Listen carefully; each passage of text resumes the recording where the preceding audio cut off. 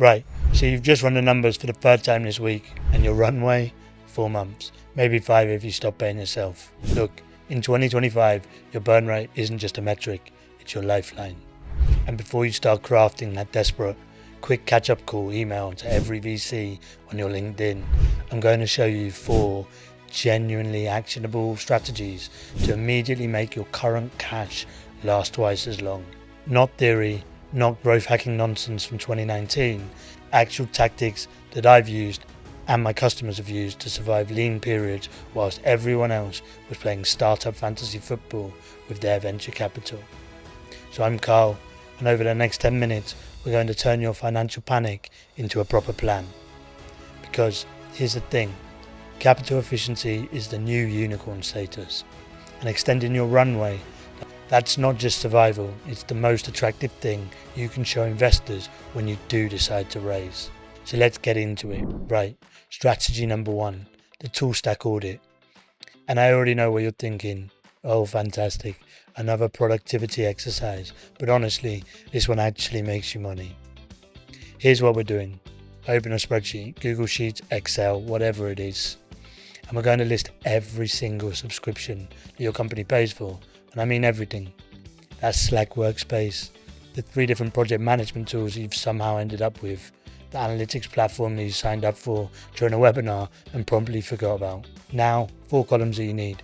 Monthly cost, the last time you actually used it, number of people who use it, and 4th, your honest assessment of ROI, low, medium or high. I did this exercise with a client last year and the amount that we saved was quite a lot back into the runway. The usual suspects, multiple video conferencing platforms, Zoom, Teams and Google Meet. Pick one. Premium tiers on tools where you're using 10% of the features. Team collaboration apps that nobody's opened since the free trial ended. Marketing automation platforms running on autopilot with campaigns from 2023. Here's your action. This week, not next month, order your stack. Cancel anything you haven't used in 60 days. Downgrade premium tiers to basic if you're not using advanced features, and consolidate overlapping tools. If you're spending a couple of grand a month on SaaS, which most seed stage startups in London are, you can probably cut 30 to 40% without affecting operations. That's probably another month's worth of runway, just like that. So strategy 2, the variable workforce model. And before the Twitter mob come for me, I'm not saying don't value your people. I'm saying don't hire permanent when you could use temporary. Let's do the maths. A mid-level developer in London is probably about 50k, right? Sounds reasonable, but that's not what they actually cost you. Base salary is 50k, but then there's employer NI, there's pension contributions, there's equipment, software, licenses, office space, and then recruitment fees. The real cost is probably above 60k, plus the 10 grand up front for the recruiter. And that's assuming that everything goes perfectly and you don't need to let them go in 6 months if your priorities shift. Now here's the alternative. Hire a freelancer. Couple of hundred a day. Sounds expensive, doesn't it? But for a 3-month project, 60 days of work, that could be about 20 grand. No NI, no pension, no equipment, and no recruitment fees. No notice period if the project ends early. Access to specialised skills when you need them. Companies like Automatic and GitLab have entire business models around distributed freelance teams, and they're not doing it to be trendy. They're doing it because it's financially efficient. Here's your framework. Your core team stays permanent. People that are embedded in the company DNA. But that designer for your rebrand, freelancer. That content writer for your launch campaign could be a contractor. The data analyst for your quarterly deep dive, contractor. You're not building a worse team. You're building a more financially sustainable one. And in a downturn, flexibility is everything. Strategy 3, and this is the one that UK founders criminally underuse. Non-dilutive cash. Translation, free money from the government that doesn't cost you any equity. And yet, According to data, only about 28% of eligible UK startups actually claim R&D credits. Mental.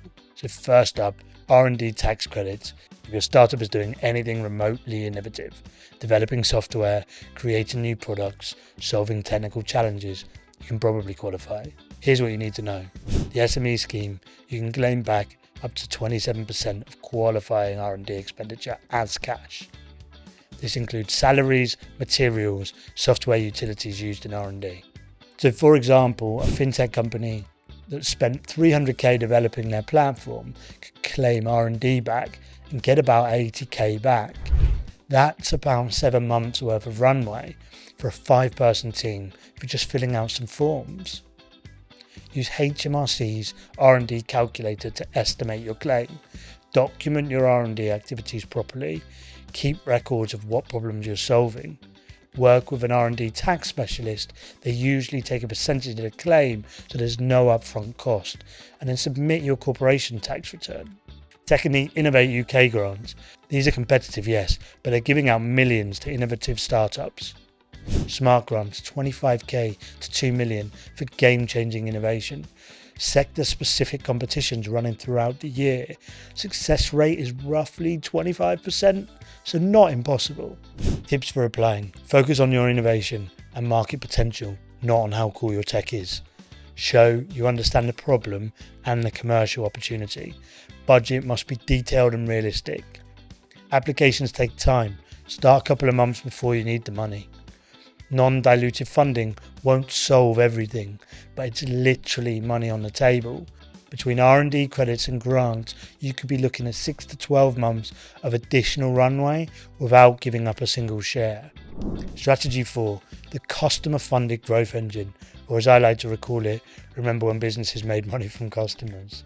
The VC-funded playbook is raise money, spend it, acquiring customers, raise more money. But there's another way, and it's how businesses worked for, I don't know, a long time. Tactic 1, annual prepayment discounts. If your SaaS charges $100 a month, offer an annual plan at $1,000. That's 2 months free. Sounds like you're losing money, right? Wrong. Customer pays £100, might churn after 3 months. You've made $300. Annual plan. Customer pays $1,000 up front. You've made $1,000 immediately. That cash can fund operations, hire, build new features, etc. Companies like Basecamp and ConvertKit built entire businesses on this model.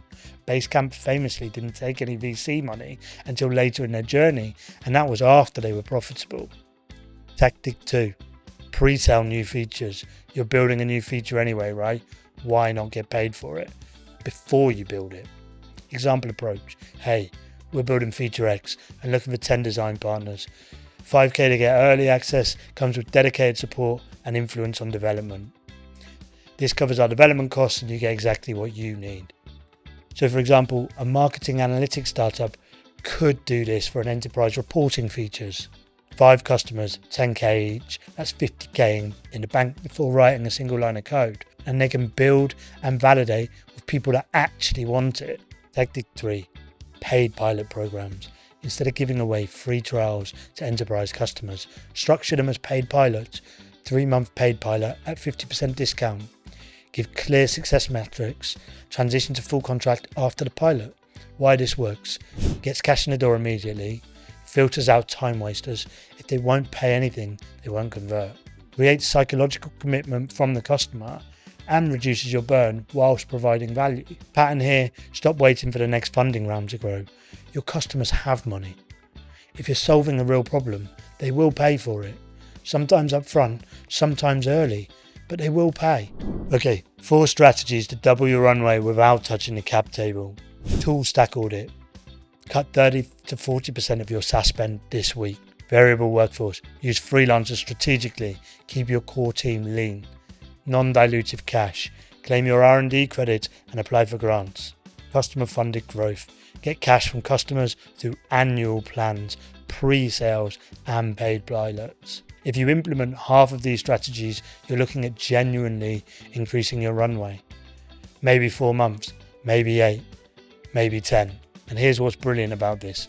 when you do decide to raise your next round, you're not doing it from desperation. You're doing it from strength, because investors don't want to fund your survival. They want to fund your growth. Capital efficiency isn't just smart. In 2025, it's the competitive advantage. If this helped, smash the subscribe button. We release practical startup advice and content every week. Drop a comment below with which strategy you're implementing first. And if you actually want help doing this from your startup, then give us a shout. Now go extend that runway.